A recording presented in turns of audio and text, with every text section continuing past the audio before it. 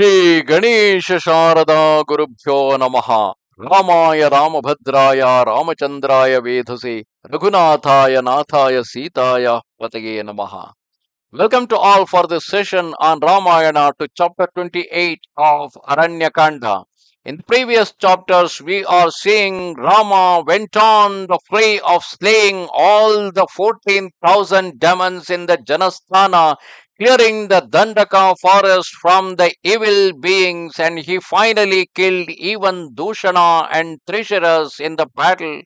Seeing that Dushana and Trisharas had been slain in the fight and witnessing Rama's prowess, Khara was filled with apprehension and reflected, "Oh, my vast army with my generals Dushana and Trisharas has been destroyed by Rama single handed." Whereupon that demon Khara was seized with despondency and hurled himself on Rama as the titan Namuchi on Indra.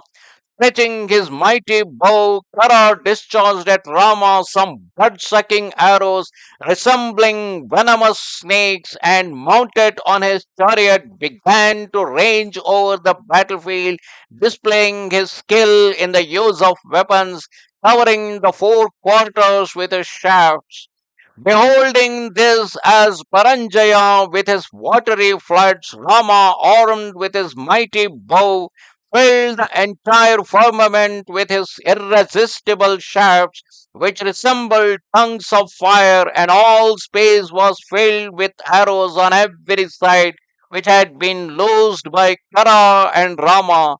As those two heroes struggled together, the sun was obscured and darkness descended. Then, like a mighty elephant struck with a goad, Rama assailed his opponents with nalikas, narachas, and sharp-pointed vikaranas, and the demon standing in his chariot, bow in hand, resembled Death himself carrying his noose. At that moment, Khara, deemed the destroyer of his forces, endured with heroism the extremely powerful Rama to be overcome with fatigue, but Rama remained unmoved under Khara's assaults, as a mighty lion ignores the presence of an insignificant deer.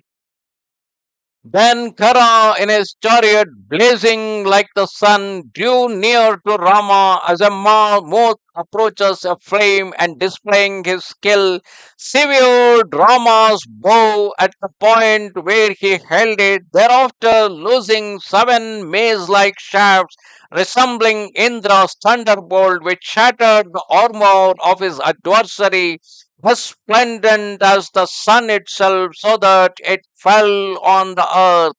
Roaring like a lion, he let loose 1,000 arrows, wounding Rama of unparalleled might, and in that conflict, Kara set up a mighty shout.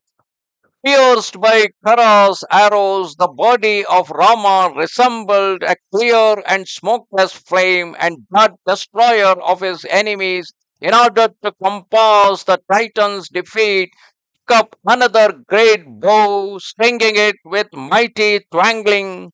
Holding aloof the prodigious bow named Vaishnava bow, bestowed on him by the Rishi Agastya, Rama rushed on Khara, letting fly his arrows furnished with golden feathers, and cut down his banner plated with gold, which fell from the chariot as the sun falls on the earth cursed by the gods.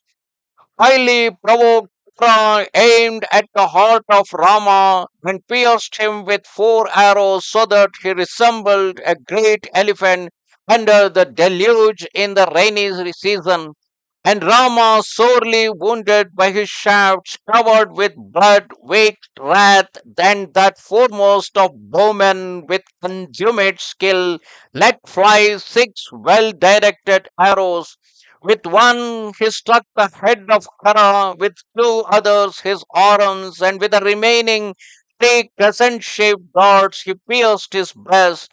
Therefore, thereafter, that illustrious warrior in his ire let fly 13 arrows sharpened on the whetstone blazing like the sun.